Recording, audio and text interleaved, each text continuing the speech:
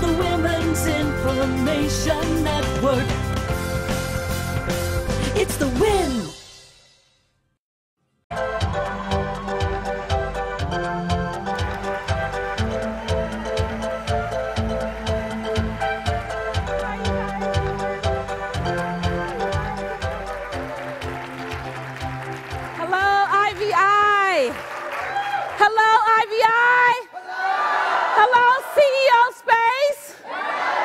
Oh my God, I am so excited to be here back home.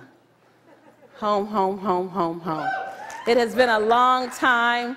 This is my 10-year anniversary class. It was this class. It was this class in 1997 that I came through those doors going, what have I gotten myself into? Anybody there? Anybody there right now? Okay, I want to make sure I have some company. And, you know, when I first started, I used to say, gosh, I have a dream. You know, I want to do some amazing things. And yet I didn't quite know how to formalize and put it together. Because there's not a place in the world that teaches you how to be a CEO. And there's not a place. And so one of the things I had to really recognize that I had to do was I had to learn how to do CEO. I knew how to speak. I knew how to facilitate. I didn't know how to do the CEO thing. Yes? Anyone like that? And I didn't want to say what I didn't know. Anyone else like that? I don't want to highlight what I don't know. I just want to fake it. Right? And then I came to IBI. And IBI provided a safe space. I love to call it CEO safe space. IBI, CEO space, formerly IBI, so you know I'm from the old regime, so I keep calling IBI. CEO space created a safe space for me to shape my business. So today, I want to come and share with you some of the things that I did to help me build my business here. May I do that? Yes, yes? Yes. So if it feels good, you can just say yes, but if it feels really good, feel free to say yes, yes. Two times, yes, yes. Like, honey, do I look good in this? Yes, yes. So I want to share with you some of the things I did because, you know, 10 years ago in December, I came to IBI, and all I knew is that I wanted to speak. That's all. I want to speak, and I want to inspire people. And I used to go to the lunches. You know, we have lunch, you have networking lunch. It's very important that you meet every networking lunch, every networking breakfast, every networking dinner. You have to go to all of them. And I would go to the networking lunches and dinner, and I would say, and at the time I wanted to speak and I wanted to inspire teens. And I said, I want to talk to teens, and I want to inspire them, and I want to. Then I go to lunch. That was at breakfast. I go to lunch, and I say, you know, I really want to talk to teens, and I want to teach them how to tap into their greatness, and I want to show them how to do things. And and by dinner time, I would just skip the meal and cry in my room. Because what I realized is that I didn't know what I didn't know. I had all these feelings inside of me about what I wanted to do. I realized that the passion inside me was so big that it was difficult to even put words to it sometimes. Anyone like that? Whenever I ask you to raise your hand, if it's true for you, raise one hand. If it's really true for you, raise two hands. But if it's really, really true for you, someone show me how to do it. Raise two hands and stand up. Make a little noise. Yes. I'm going to teach you a lot of content, but we get to have fun while we do it. Is that okay? Yes. All right. Yes, yes? Yes. All right. So I found myself, it was difficult for me to put to words what I wanted to do, because I was still shaping it and forming it. I was still figuring out exactly how I wanted to be. And it meant so much to me that it had all this emotion attached to it. So I realized that I needed to learn how to create a language where people understood clearly what I was doing. Not only did they need to understand clearly what I was doing, they needed to understand the outcome and the results. Say results. They need to understand the results based on me doing what I was doing, because people don't buy processes. People buy results. I don't want to know what you're doing. I want to know what results are you creating because you're doing what you're doing. So remember that. People buy into results. Your customers will come because of your results. Your team members will come because of your results. Your investors, say investors. Your investors will come because of your results. And so when you want to move and inspire someone and get them enrolled in you, you begin to speak to your results. Not that long, drawn-out, chemistry-like process that you do. We live inside of a space of resumes. This is what my resume says. Do you realize a resume doesn't tell one thing that you've created in the world? It just tells what you've been doing. So I want you from this point forward to begin to speak with the end in mind. Stephen Covey says, 7 Habits of Highly Effective People begin with the end in mind, correct? So I want you to think right now, how will your business make this world a better place? How will your business, how will the thing that you came here to do make this world a better place? And if you're still looking for your wow, by the way, that's a wonderful place to be in, if that's you. Because I met some of the best people on the planet here at CEO Space. I met some of the best people on the planet here who just happen to be looking for what's next. And I was so grateful that they picked me. Something I said, something I did inspired them to say, oh, I want to play with you. So they lend their gifts and talents to me. You are here at CEO Space to find several things. One is to get more contacts, yes? Yes. Guaranteed everything you need in terms of contact is in this room. Guaranteed. Guaranteed. Guaranteed. Remember, I'm not speaking from a staff's perspective. I'm speaking from a student's perspective. Remember that, okay? Remember that. I'm not paid, I'm not hired. I'm volunteering my time to be here because I want you to know exactly how valuable it is.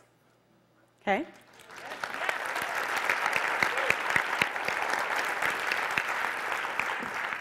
Everything you need is in this room. Every person you need is in this room. If it's not them, guaranteed, they either have a contact or a contact to a contact that has exactly what you need. When I used to hear that here, I say, yeah, well, I can't find them. How many of you guys have said that already? Well, I can't find them. Well, have you talked to everyone in the room, and have you told everyone in the room what your outcomes that you're creating are? No. That's why you meet for every break. Networking breaks, you don't go off on your own and call home. Call home at the crack of dawn or late at night and say, I'm sorry it's so late, but I've been networking all day. Right? At dinner, I used to order room service, a salad, and just have them leave it in my room just because I knew at dinner I was busy talking. That's just me. I don't know. It was just me. Chicken, I can get anywhere. I'm not in danger of disappearing. I used every waking moment to bring in people. And every person I needed was here. So you're here to get contacts, correct? You're here to get expertise. Your strongest muscle is in your area of gift. Whether it be singing, whether it be medicine, whether it be writing, whether it be inventing, whether it be whatever it is, accounting, that's your gift. That muscle has already been developed. Now you need to develop the other 169. Yes? Yes? What I would do when I was here, I'd find the people who were great at what they did, and I needed that skill. This is exactly, I'm going to tell you guys the things I did. People always want to know, how did you make it work at IBI? I had no sprinkle fairy dust, and I had no magic wand. I created a system. That system that I'm going to share with you over today and tomorrow. Okay? Yes, yes? I found the people who were the best, who were great, who were in the top 5. And by the way, they're not just on stage. They're sitting next to you. They're sitting behind you. You hugged some of them already. You just didn't ask the right question. So you get to hug them again and find out what they do and how long they've been doing it and what outcomes have they created. And then you ask them, can they support you? What I did was I found that people were great at what they did, and I matched my need with them. And I would ask them different things like, can I volunteer with you this week? Oh, I served as many people as I can possibly serve. I remember there was one attorney that came here, and I wanted to learn about PPMs because I wanted to raise money, term agreements and private placement memorandums. And he started talking all this language and ROIs, and I was like, is that another language? Is that like Spanish and French put together or something? He said, no, that's legalese around investing. And I knew that if I wanted to be a viable business owner, a viable CEO, that I had to learn that language. And prior to then, I would always avoid learning the details. I don't want to know all the details. I just want to do the speaking part. Well, then you don't want to own a business. You just want to do the talent. So hire someone to come in and be a phenomenal CEO. That's okay, too. There's no loss in that.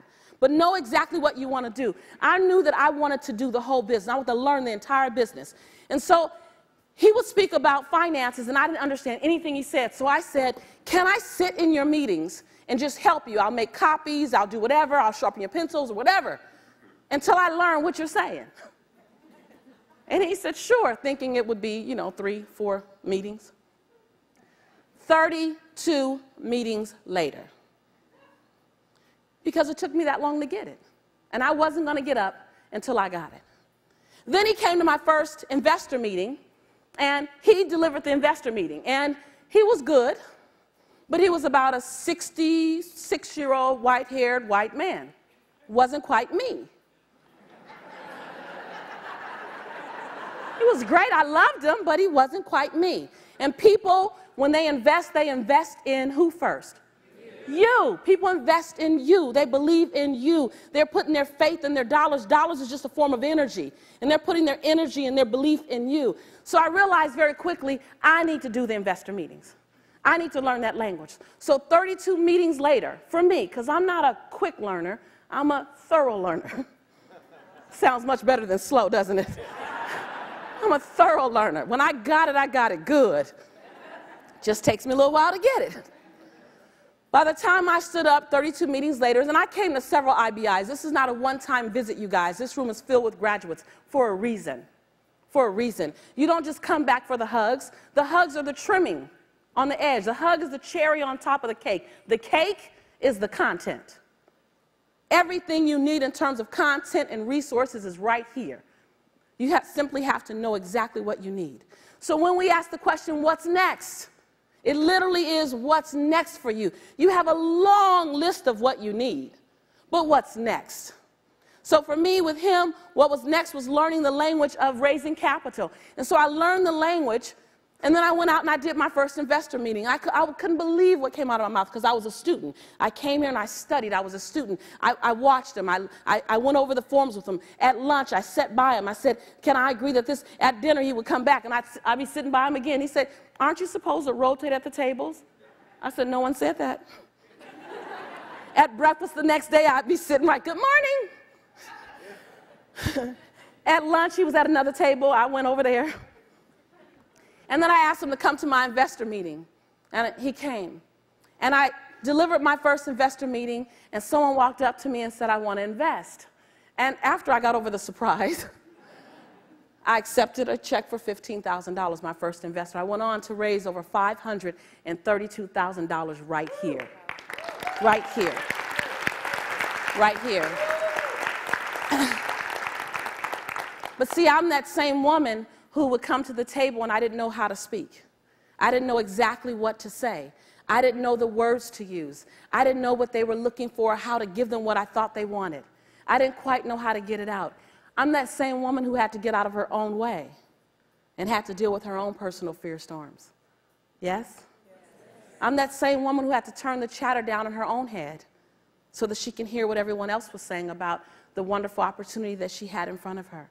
I'm that same woman as well. I'm that same woman who had to eat a slice of humble pie every morning and ask for help each day. I'm that same woman. I'm that same woman who had to ask for a coach. People were coaching left and right here, and yet I was like, oh, no, I don't need that. No, thank you.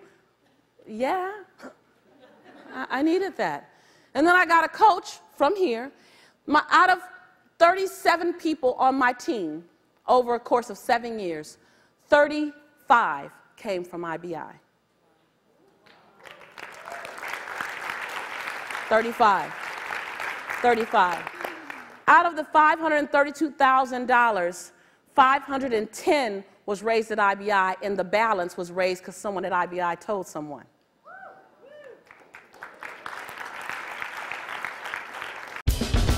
It's the Women's Information Network. It's the win.